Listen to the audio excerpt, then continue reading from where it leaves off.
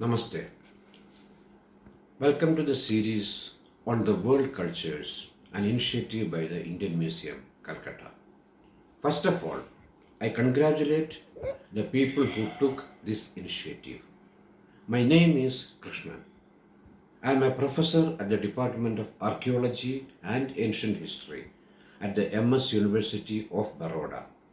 I am also the Dean of Faculty of Arts. I have been working in the field of archaeology for nearly 4 decades, and my major area of specialization is artifact analysis using both traditional and modern scientific methods.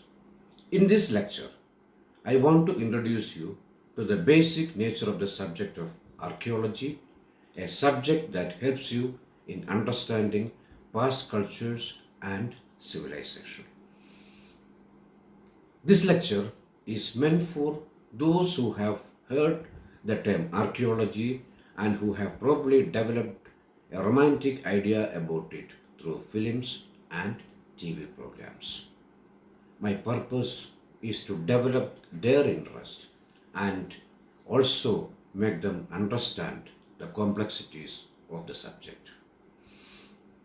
Archaeology includes a set of methods applied to study the past. While doing so, we are able to study the evolution of human species and its behavior, that is, how he or she learned about his or her surroundings, how he or she modified it, and how he or she chose specific geographical regions for his or her settlement. For understanding and reconstructing the past, an archaeologist uses artifacts, features, structures, and ecofacts. Artifacts can be either naturally occurring materials used by the humans for various purposes. To cite a few examples, a piece of stone, a piece of wood, heavy bones of animals, etc. Or they can be naturally occurring materials modified by the humans for a specific purpose. For example, stone tool, point made from wood or bone, metallic tools, weapons, vessels, etc. Almost every movable materials can fall in the category of artifacts. They can further be classified as tools, weapons, objects of adornment, that is ornaments, objects of trade, objects of ritualistic significance, and many more. Features include hearths, kilns, burials, etc. These give us an idea about their day-to-day life, industrial activities, and disposal of the dead. The study of burials also gives us an idea about the traditions of different cultural groups. Structures refer to those buildings of various functions such as houses, administrative buildings, warehouses, religious places, and many more. To gather an understanding of the surroundings of an area, one requires to study climate, flora, fauna, geographical features, geological features, wind activities, distribution within the space and time, and seasonality. More importantly, studying the alignment and orientation of the building give us some clues about the planning of the village or town or city. Besides these tangible components, there are several intangible components of culture, the study of which offers lot of challenge to archaeologists. The intangible components are those components of culture that you cannot see or feel. For example, beliefs, the meaning of rituals, the thought process that is happening in the mind of the person, etc.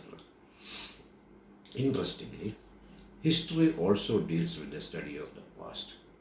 But the sources used in history are much different from archaeology. Historians primarily look at literary data or inscriptional data. This includes rockedics, legends on coins, and several other types of written materials. The literary data available in the Indian subcontinent are Buddhist and Jain texts, Vedas, Puranas, classical literature, foreign travelers' accounts, and many more. For studying archaeology, it is necessary to have some idea about the human evolution. The ancestors of the humans, in other words, they are known as hominins, started using the naturally occurring materials for procuring their food and performing other activities. Slowly, they started experimenting with the naturally available materials such as stone, wood, and bones of the dead creatures and gave them different shapes so that they can be used as tools. This started nearly 2 million years ago. Also, between the last 2.5 million years and zero point 0.5 million years, there had been a considerable change in the cranial shape and an increase in brain size or cranial capacity, that is from less than 500 cubic centimeter to 1500 cubic centimeter. This clearly suggests that the development in the brain and other observational skills led the hominins or humans to enhance their thinking abilities. This gave them idea of modifying materials and designing new utilitarian objects. Here I should also mention that archaeology is primarily an interdisciplinary subject. It deals with human interactions with his or her surroundings and his or her adaptation. So the story of humankind is not complete if you do not study surroundings and the nature. Understanding the wide varieties of biological and non-biological materials that are associated with him or her also form a major part of the subject of archaeology. The significance of archaeology is that it can act as a tool to verify the historical data.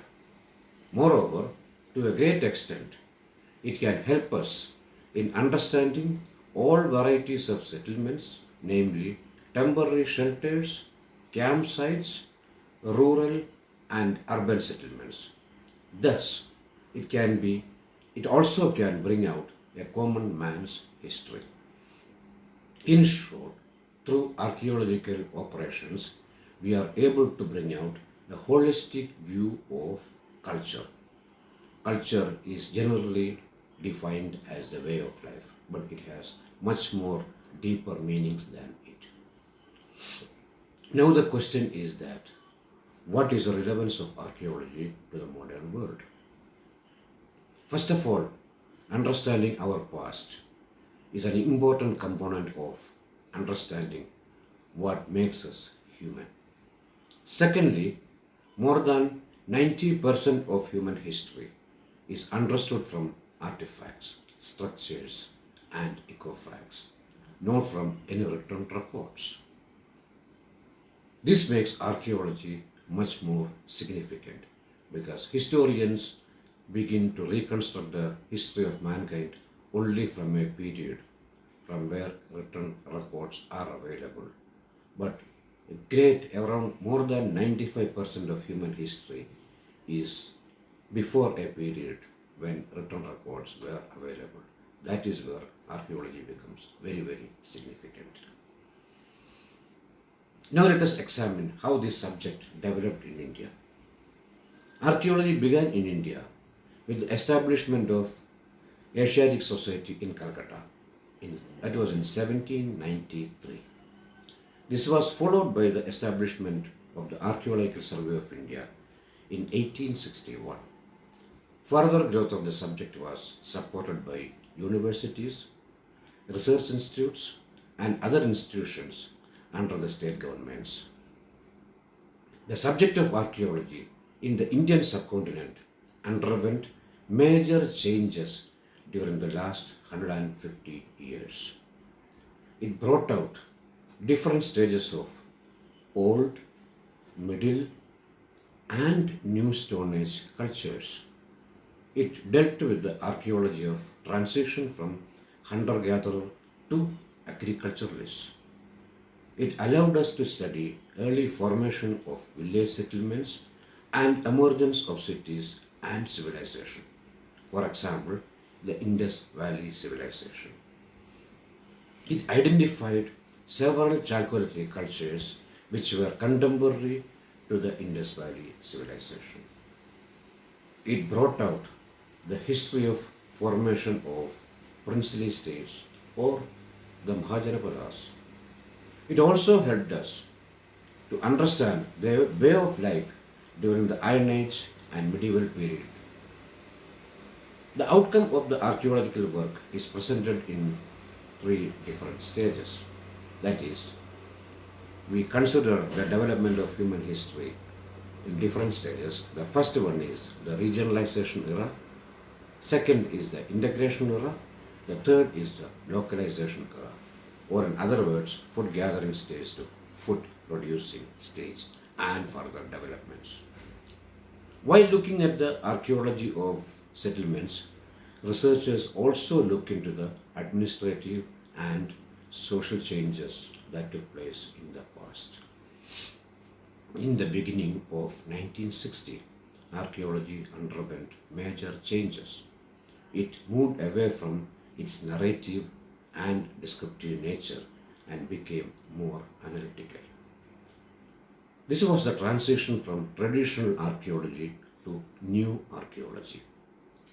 The nature of questions that usually asked by an archaeologist changed. It changed from what happened to why it happened. Any archaeological operation can be grouped under different stages. It begins with the collection of data, followed by organizing it, followed by dating the materials, followed by conserving and preserving them, and finally interpreting them.